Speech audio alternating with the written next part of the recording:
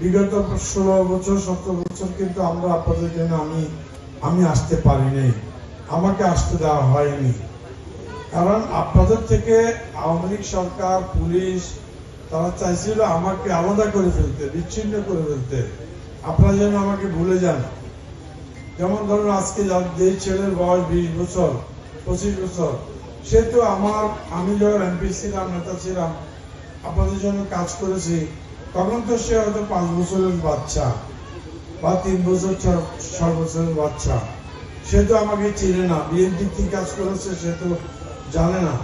অতএব আমরা ক্ষমতা থাকতে আপনাদের জন্য, এই এলাকার জন্য কি কি কাজ করেছি, কেমন মানুষ আমরা, এটা আপনারা এই নতুন প্রজন্ম, ছাত্র, যুবক, তরুণকে আপনারা জানাবেন, শোনাবেন। আপনাদের প্রতি এটা আমার দাবি রইল। বলবেন আমরা কি খারাপ না ভালো, আমরা ভালো কাজ করেছি বিগত জীবনে না খারাপ কাজ করেছি। আওয়ামী লীগ বিগত 16 বছর কি ভালো কাজ করছে না খারাপ করছে, এটা আপনারা জানাবেন। তরুণদেরকে, ছাত্রদেরকে, যুবকদেরকে জানাবেন। অনেক মেয়ে আছে তারা কিছু জানে না, তাদের বয়স 20 বছর, তারা জানে না, তারা তখন 3 বছরের বাচ্চা। অতএব এটা আপনারা যারা মুরব্বী, যারা দেখেছেন শুনেছেন, তাদের দায়িত্ব হলো আপনারা ওদেরকে জানানো। নাকি ঠিক বলছি? এটা ভালো জিনিস জানানো, খারাপ জিনিস জানানো, এটা তো মুরব্বীদের দায়িত্ব। তখন সেটাকে অনুসরণ করে এই ছেলেরা মেয়েরা বড় হয়, শিখে। আমরা সংসদে 300 জন এমপি পালিয়ে গেছে, আওয়ামী লীগের জেলা উপজেলা পর্যায়ের সকল নেতা কর্মীরা পালিয়ে গেছে। আল্লাহর কি অশেষ রহমত, দেখেন বিচার হয়, সেটা দেরিতে হয়, নাহলে কাছে হয়।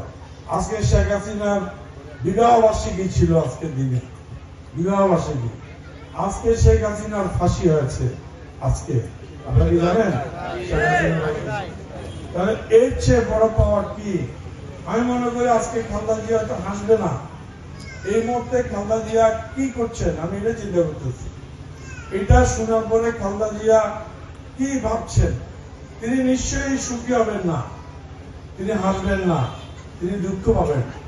তিনি এটাই বলবেন, শেখ হাসিনা এত নিষ্ঠুর হওয়া দরকার ছিল না, শেখ হাসিনার এত স্বৈরাচার হওয়া দরকার ছিল না, শেখ হাসিনার এত মানুষ পড়ার দরকার ছিল না, হাজার হাজার মানুষকে গুলি করে রক্তের বন্যা বইয়ে দেওয়া দরকার ছিল না, শত শত মানুষকে গুম করা, খুন করা শেখ হাসিনার জরুরি ছিল না।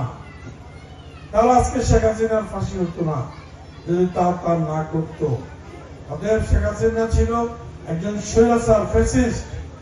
সে স্বৈরাচার হয়ে গেছে, সে সারা জীবন যতদিন জীবিত থাকবে ততদিন ক্ষমতা থাকবে, মস্তকে থাকবে। এটাই ছিল তার স্বপ্ন, যার জন্য সে মানুষকে মানুষ মনে করে নাই। তার মতো সমান একজন প্রধানমন্ত্রীকে জেলে রাখছে। সে আমাদের বাচ্চা বাচ্চা তরুণ ছাত্রদেরকে গুলি করে রাশ পার করে মেরে ফেলেছে। শিশু মারা গেছে ওই আন্দোলনে, গত আন্দোলনে 50 জনের বেশি। আমাদের জাতীয়তাবাদী ছাত্র দলের ছেলে মারা গেছে 457 জন। আর সাধারণ খেটে খাওয়া মানুষ, পেশাজীবী তরুণ ছাত্র সমাজ মারা গেছে হাজারের উপরে।